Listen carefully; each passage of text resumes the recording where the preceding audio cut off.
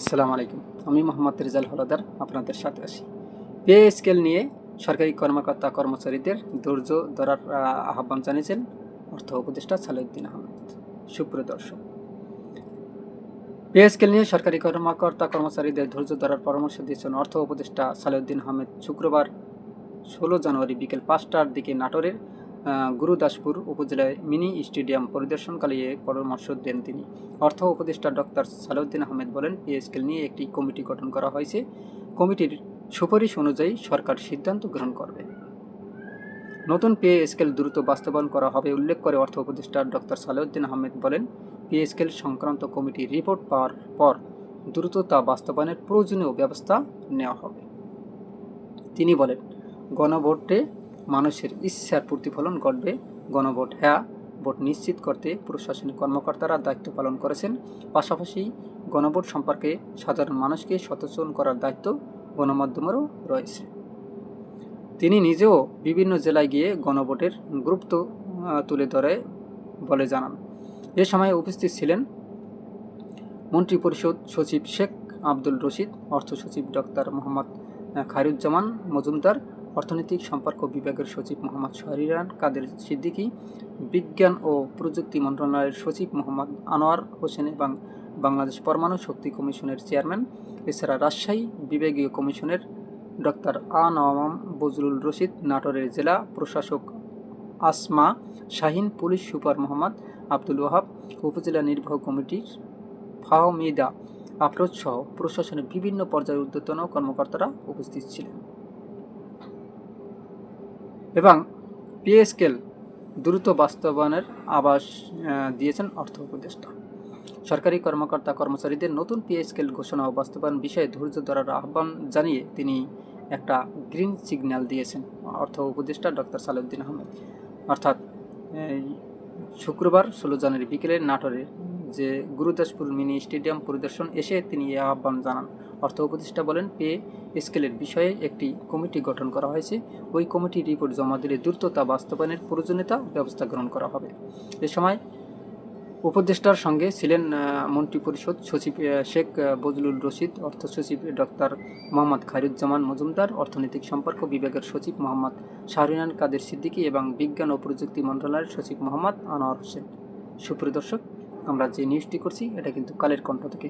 আসলে আপনারা জানেন যে পে স্কেল নিয়ে আমি অনেক নিউজ করেছি এবং অনেক ভাইরালও হয়েছে অনেক ভিডিও, এবং এই পে স্কেল নিয়েই আমি বেশিরভাগ করে থাকি। প্রতিনিয়ত সপ্তাহে হয়তো বা একটা ভিডিও ছাড়ি, একটা বা দুটা ভিডিও ছাড়ি পে স্কেল নিয়ে। এবং আপনারা জানেন যে এই পে স্কেল নিয়ে এখন কিন্তু সোশ্যাল মিডিয়া এখন ভাইরাল। অনেকে বলেন যে আপনি এই খবর পান কই, কোথা থেকে? আসলে আমি কালের কণ্ঠ থেকে খবরটা নিয়েছি। এবং এছাড়াও বাংলাদেশ পরমাণু শক্তি কমিশনের চেয়ারম্যান, রাজশাহী বিভাগীয় কমিশন ডক্টর আনাম বজলুল রশিদ, নাটোর জেলা প্রশাসন আসমা শাহিন, পুলিশ সুপার মোহাম্মদ আব্দুল ওয়াহাব ও উপজেলা নির্বাহী কর্মকর্তা ফাহিম আফরাজা সহ প্রশাসনের বিভিন্ন পর্যায়ের ঊর্ধ্বতন কর্মকর্তারা সেখানে উপস্থিত ছিলেন।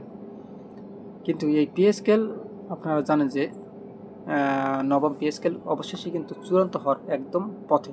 অর্থাৎ এই অবশেষে চূড়ান্ত হলো নবম পে স্কেলের গ্রেড সংখ্যা বহাল কতটি। আপনারা জানেন যে এই পে স্কেল নিয়ে মানে গ্রেড কতটা করা হবে। কেউ চাচ্ছে 14টি, কেউ চাচ্ছে 16টি, কেউ চায় 20টি আগের মতোই থেকে যাক, কিন্তু এবং বেতন কত বাড়ানো হবে সর্বনিম্ন, কেউ চাচ্ছে 30,000, কেউ চাচ্ছে 35,000, কেউ 32,000। এরকমের কিন্তু আলোচনা চলতেই আছে। একের পরে পে স্কেল নিয়ে অনেক মিডিয়ারা পর্যন্ত আপনারা নিউজ করেছে। তা অবশেষে চূড়ান্ত হলো নবম পে স্কেলের গ্রেড সংখ্যা বহাল কতটি জেনে নিন। দীর্ঘদিন ধরে পে স্কেল নিয়ে নানা আলোচনার ওপর সরকারি চাকরিজীবীদের বহুল প্রতীক্ষিত নবম পে স্কেল নিয়ে বড় সিদ্ধান্ত হয়েছে পে কমিশন। বৃহস্পতিবার 15 জানুয়ারি অনুষ্ঠিত পূর্ণ কমিশন সভায় গ্রেড সংখ্যা পরিবর্তনের দাবি উঠলেও শেষ পর্যন্ত আগের মতো 20টি গ্রেডই বহাল রাখার বিষয়ে চূড়ান্ত সিদ্ধান্ত হয়েছে। তবে সর্বনিম্ন ও সর্বোচ্চ বেতনের হার নির্ধারণ নিয়ে চূড়ান্ত সিদ্ধান্ত না হওয়ার পুরো কাঠামো এখনও ঝুলে আছে। এর মধ্যেই খণ্ডকালীন এক সদস্যের পদত্যাগে কমিশনের ভেতর অস্থিরতা প্রকাশ হয়ে উঠেছে। পে কমিশন সূত্রে জানা গেছে, গ্রেড সংখ্যা কমিয়ে আনা বা পুনর্গঠনের প্রস্তাব থাকলেও প্রশাসনিক জটিলতা এড়াতে বর্তমান 20টি গ্রেডই রাখার সুপারিশ করতে যাচ্ছে কমিশন। কমিশনের এক সদস্য গণমাধ্যমকে জানান, গ্রেড সংখ্যা কোনো হাত না দিয়েই বেতন বাড়ানোর সুপারিশ করা হবে। বৃহস্পতিবার সভায় বেতন কাঠামোর পাশাপাশি পেনশন ও চিকিৎসা ভাতা সহ বিভিন্ন ভাতার বিষয়ে আলোচনা হয়। তবে মূল বাধা হয়ে দাঁড়ায় সর্বনিম্ন ও সর্বোচ্চ বেতন নির্ধারণ। এই অঙ্কটি চূড়ান্ত না হওয়ায় বাকি সব বিষয় আটকে রয়েছে। সূত্র বলেছে, কমিশনের সদস্যরা সর্বনিম্ন বেতনের বিষয়ে চূড়ান্ত সিদ্ধান্তে পৌঁছাতে পারছেন না।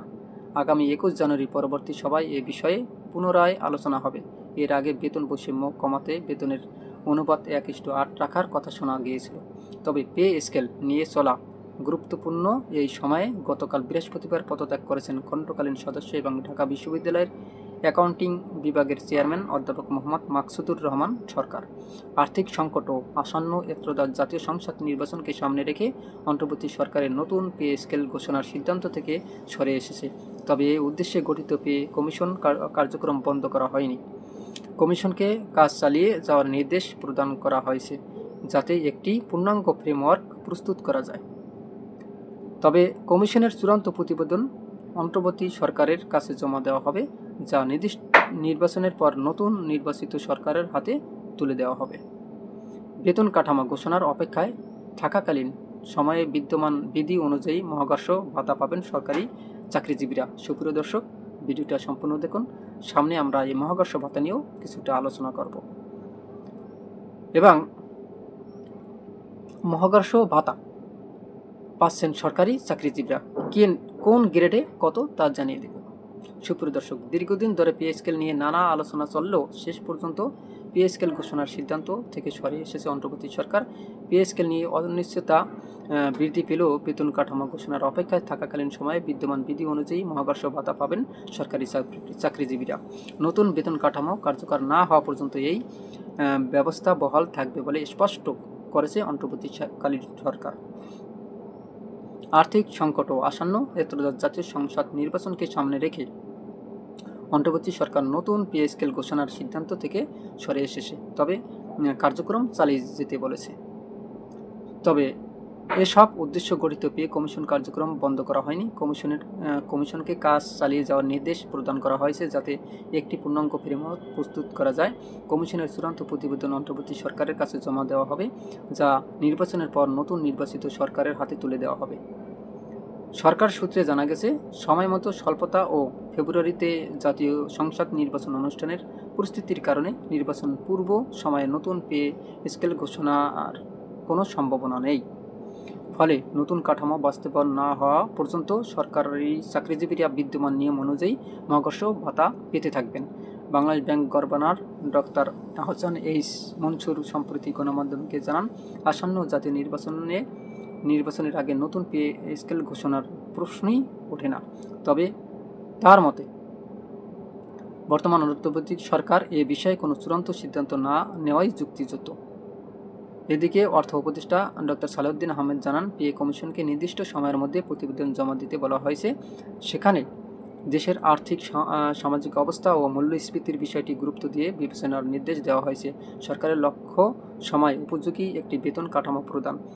পে কমিশনের প্রতিবেদনে শুধু বেতন বৃদ্ধির প্রস্তাবই নয়, বরং লাগামহীন মূল্যস্ফীতি, নিত্যপণ্যের দাম, পরিবারের সদস্য সংখ্যা, আবাসন ও শিক্ষা ব্যয়কে প্রধান সূচক হিসাবে অন্তর্ভুক্ত করা হয়েছে। এই পূর্ণাঙ্গ কাঠামোই ভবিষ্যৎ সরকারের জন্য বেতন নির্ধারণের মূল রেফারেন্স হিসেবে ব্যবহৃত হতে হবে। সংশ্লিষ্টরা আশা করছেন, নতুন সরকার দায়িত্ব গ্রহণের পরপরই এই সুপারিশের ভিত্তিতে নবম পে স্কেল বাস্তবায়নের আনুষ্ঠানিক প্রক্রিয়া শুরু করবে। 2025 সালের মহাকর্ষ ভাতা নিয়ে ব্যাপক আলোচনা হয়। 2025 সালের 1 জানুয়ারি থেকে মহাকর্ষ ভাতা ঘোষণা নিয়ে আলোচনা হয়। তখন বাজেট ঘোষণা উপলক্ষে চূড়ান্ত বিষয় অনুযায়ী প্রথম থেকে নবম গ্রেডের কর্মচারীরা 15% হারে মহাকর্ষ ভাতা আর দশম থেকে 20 গ্রেডের কর্মচারীরা 20% হারে ভাতা প্রদানের আলোচনা হয়। তবে শেষ পর্যন্ত মহাকর্ষ ভাতার পরিবর্তে পে স্কেলের দিকে একই সরকার। সার্বিক দিক বিবেচনায় নতুন পে স্কেল বা বেতন কাঠামো ঘোষণার আগ পর্যন্ত মহাকর্ষ ভাতা পাবেন সরকারি চাকরিজীবীরা। সেই হিসাবে প্রথম থেকে নবম পে গ্রেডের কর্মচারীরা কর্মকর্তারা 15% হারে এবং 10ম থেকে 20 গ্রেডের কর্মীদের 20% হারে বেতন ভাতা পেতে পারেন। সরকারি কর্মচারীরা 8ম বেতন কাঠামো অনুযায়ী বেতন ভাতা পাচ্ছেন। এটি 2015 সালের 1 জুলাই কার্যকর হয়েছিল। এর আগে 2009 সালের 1 জুলাই 7ম বেতন কাঠামো ঘোষণা করা হয়েছিল। সাধারণত সরকার 5 বছর পর পর নতুন বেতন কাঠামো ঘোষণা করা হয়ে থাকে, কিন্তু 8ম বেতন কাঠামো ঘোষণার 9 বছরের বেশি সময় পার হয়ে নতুন বেতন কাঠামো না আসায় অনেকের বেতন গ্রেডের শেষ ধাপ ঠেকেছে। এই বিষয় এবং মূল্যস্ফীতি আমলে নিয়ে 2023 সালের 1 জুলাই থেকে সরকারি কর্মচারীদের 5% হারে প্রাধান্য প্রদান করা হচ্ছে। 2025 সালের 27 জুলাই গঠিত হয় জাতীয় বেতন কমিশন। সাবেক অর্থসচিব জাকির আহমেদ খানের নেতৃত্বে গঠিত এই কমিশন মেয়াদ চলছিল বছরের ফেব্রুয়ারির মধ্যে শেষ হওয়ার কথা, যা জাতীয় নির্বাচনের ঠিক আগেই প্রায় সমাপ্ত হবে। সুপ্রিয় দর্শক, তবে আপনারা জানেন যতদিন পর্যন্ত এই পে স্কেল দেওয়া হচ্ছে না ততদিন পর্যন্ত তাদেরকে সরকারি কর্মকর্তা কর্মচারীদের যে মহাকর্ষ ভাতা প্রদান করবেন বলে সরকার ঘোষণা করে দিয়েছেন। আসলে এই মহাকর্ষ ভাতা প্রদান করা কেন্দ্রকে আসলে আপনারা কতটুকু যুক্তিযুক্ত মনে করেন বলে আপনারা মনে করেন, অবশ্যই আপনাদের মতামত, মূল্যবান মতামত কমেন্টে জানান এবং এরকম নতুন নতুন ভিডিও পেতে আরএস বাংলা নিউজ 24কে সাবস্ক্রাইব করুন, লাইক ও শেয়ার দিয়ে সবাইকে দেখার সুযোগ করে দিন। পরবর্তী ভিডিও দেখার আহ্বান জানিয়ে আমি আমার ভিডিওটি এখানেই শেষ করছি। আসসালামু আলাইকুম ওয়া রাহমাতুল্লাহি ওয়া বারাকাতুহু।